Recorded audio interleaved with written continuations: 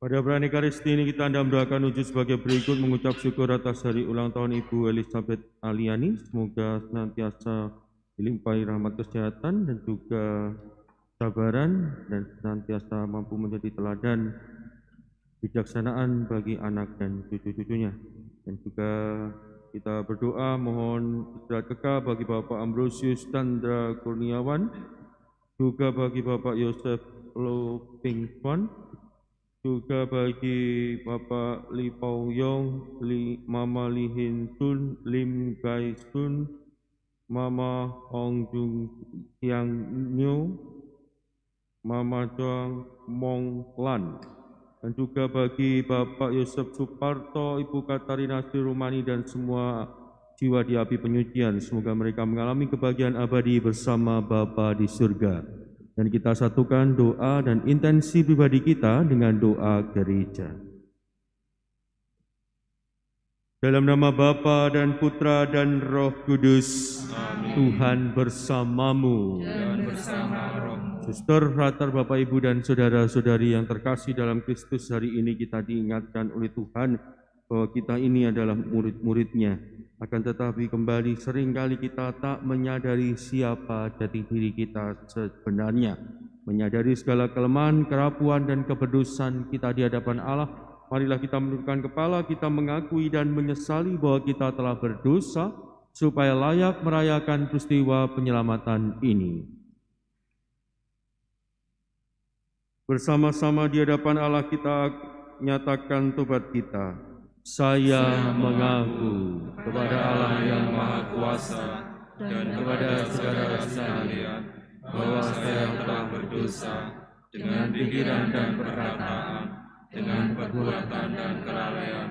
Saya berdosa, saya sungguh berdosa. Oleh sebab itu saya mohon kepada Santa Perawan Maria, kepada para malaikat dan orang kudus, dan kepada saudara sekalian, supaya mendoakan saya pada Allah Tuhan kita. Semoga Allah yang Maha Kuasa mengasihani kita, mengampuni dosa kita, dan menghantar kita ke hidup yang kekal. Amin. Tuhan kasihanilah kami. Tuhan kasihanilah kami. Kristus kasihanilah kami. Kristus kasihanilah kami. Tuhan kasihanilah kami. Tuhan kasihanilah kami. Marilah berdoa.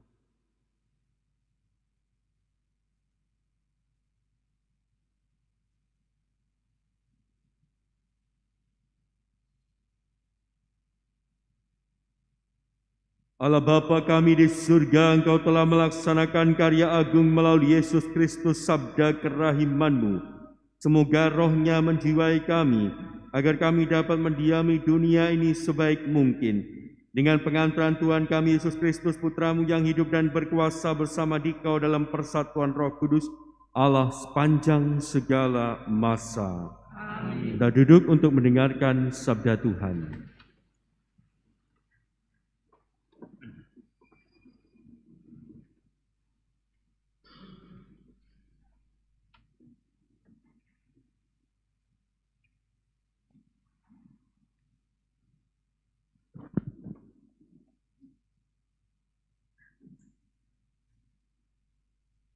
Bacaan dari surat Rasul Paulus kepada jemaat di Roma.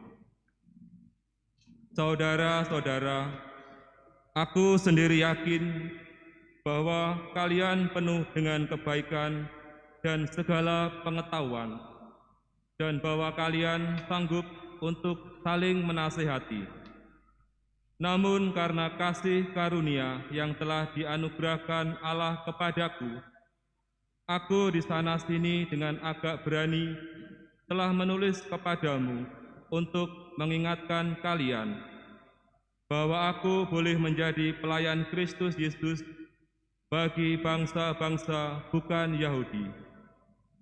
Aku boleh melayani pemberitaan Injil Allah, supaya bangsa-bangsa bukan Yahudi dapat diterima oleh Allah sebagai persembahan yang berkenan di hatinya, yang disucikan oleh Roh Kudus. Maka aku boleh bermegah dalam Kristus tentang pelayananku bagi Allah. Sebab aku tidak akan berani berkata-kata tentang sesuatu yang lain, kecuali tentang apa yang telah dikerjakan Kristus dengan perantaraanku.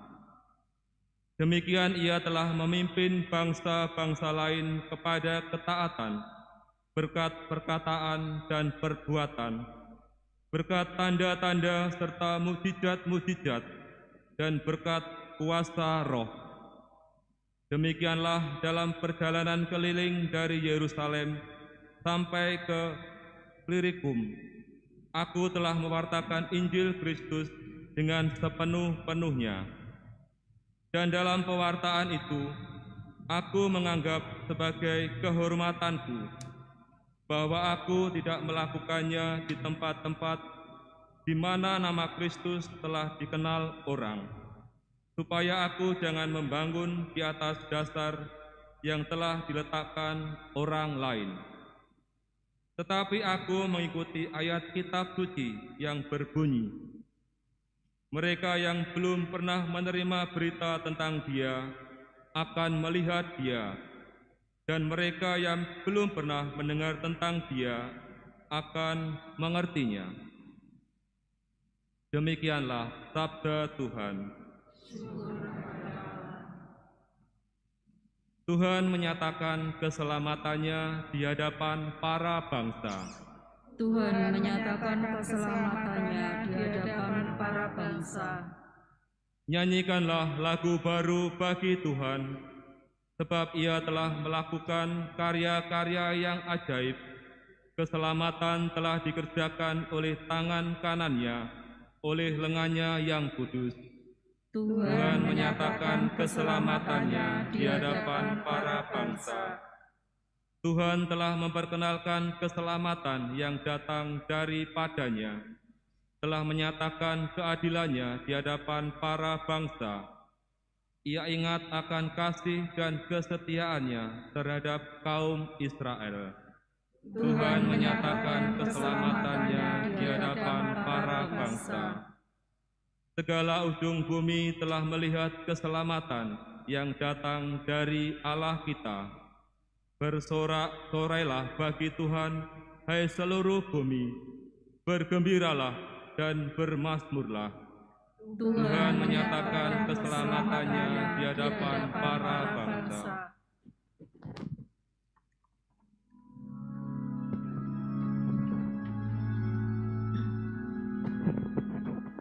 Haleluya, haleluya, haleluya,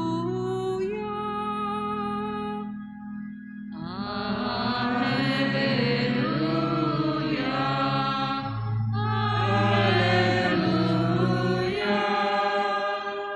Sempurnalah kasih Allah dalam hati orang yang mendengarkan Kristus. Haleluya, haleluya. Tuhan bersamamu. Dan bersama roh, Inilah Injil suci menurut Lukas. dimuliakanlah Tuhan. Pada suatu ketika berkatalah Yesus kepada murid-muridnya, ada seorang kaya yang mempunyai seorang bendahara. Kepadanya disampaikan tuduhan bahwa bendahara itu menghamburkan miliknya. Maka si kaya itu memanggil bendaharanya dan berkata, "Apakah yang telah kudengar tentang dirimu? Berilah pertanggungjawaban atas urusanmu, sebab engkau tidak boleh bekerja sebagai bendahara lagi." Berkatalah bendahara itu dalam hatinya, "Apakah yang harus kuperbuat? Tuanku memecat aku dari jabatanku, mencangkul aku tidak dapat, mengemis aku malu.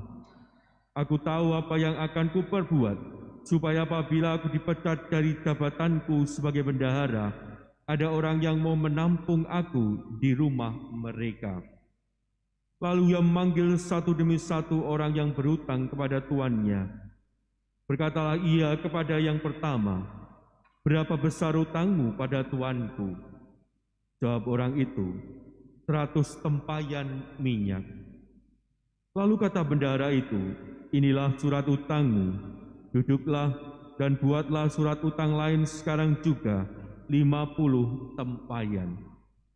Kemudian ia berkata kepada yang lain, dan saudara, berapa utangmu? Jawab orang itu, 100 pikul gandum.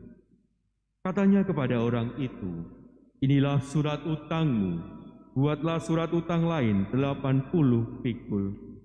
Bendahara yang tidak jujur itu dipuji tuannya, karena ia telah bertindak dengan cerdik. Sebab anak-anak dunia ini lebih cerdik terhadap sesamanya daripada anak-anak terang. Demikianlah sabda Tuhan. Terpujilah Kristus. Suster, frater, Bapak, Ibu, dan saudara-saudari yang terkasih dalam Kristus, kira-kira apa yang akan Anda lakukan ketika dulu atau saat ini anak-anak yang sedang menempuh studi atau masih bersekolah diberi tugas kelompok oleh gurunya, oleh dosennya. Kelompoknya milih sendiri. Kira-kira apa yang akan Anda lakukan? Sembarang milih kelompok? Atau Anda memilih kelompok yang isinya adalah orang-orang yang pandai? Orang-orang yang dapat menyelesaikan tugas itu dengan baik. Tentu kita tidak akan pernah memilih sembarang kelompok. Yang kita pilih adalah mereka-mereka yang isinya adalah yang pandai, yang mampu mengerjakan pekerjaan yang diberikan itu dengan baik. Tidak mungkin milih yang isinya hanya tertawa sana, tertawa sini, haha hihi, haha hihi, nilainya juga bisa haha hihi, haha hihi itu nanti. Dan inilah yang terjadi dalam hidup kita. Kita tidak akan pernah serampangan memilih kelompok mana yang akan kita ikuti atau gimana kita akan bergabung di dalamnya. Kalau itu tugas kelompok saja, kita sungguh berpikir kemana kita akan bergabung, kemana kita akan memilih, apalagi tentang hidup kita. Hari ini dalam bacaan Injil kita diingatkan oleh Tuhan ada 2 kelompok, yaitu anak-anak dunia dan anak-anak terang. Menjadi pertanyaan bagi Anda dan saya, mana yang akan kita pilih? Menjadi bagian dari anak-anak dunia atau menjadi bagian dari anak-anak terang? Kalau kita memilih menjadi bagian dari anak-anak dunia, maka konsekuensi yang akan kita tanggung hendaklah kita pikirkan dengan baik, bahwa anak-anak dunia yang senantiasa dibawa adalah pengaruh yang ditawarkan oleh dunia. Apa yang ditawarkan oleh dunia? Kemegahan, prestasi diri sendiri, kesombongan, arogansi, saling menyakiti satu dengan yang lain.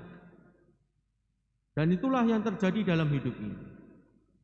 Kalau kita mau memilih menjadi bagian dari anak-anak terang itu senantiasa mengikuti apa yang diajarkan oleh Sang Terang, yaitu Kristus sendiri dalam hidup ini. Yaitu dalam hidup ini senantiasa membawa sukacita, membawa kasih, membawa damai, membawa pengampunan dalam hidup. Maka mari kita bersama-sama melihat ke dalam diri kita, merefleksikan segala sikap perbuatan hidup kita. Apakah kita pantas disebut sebagai anak-anak terang, atau justru sebaliknya kita ini pantas disebut sebagai anak-anak dunia yang digambarkan lebih cerdik terhadap sesamanya, menipu sesamanya, menyakiti sesamanya. Di depan terlihat baik, di belakang ngolok-ngolok, di belakang ngerasani, di belakang mencaci maki. Itulah anak-anak dunia. Dan kalau itu yang kita lakukan dalam hidup ini, artinya kita ini bukanlah anak-anak terang. Ketika kita bukan menjadi bagian dari anak-anak terang, bukan bagian dari sang terang itu, maka jangan heran kalau keselamatan juga jauh dari hidup kita.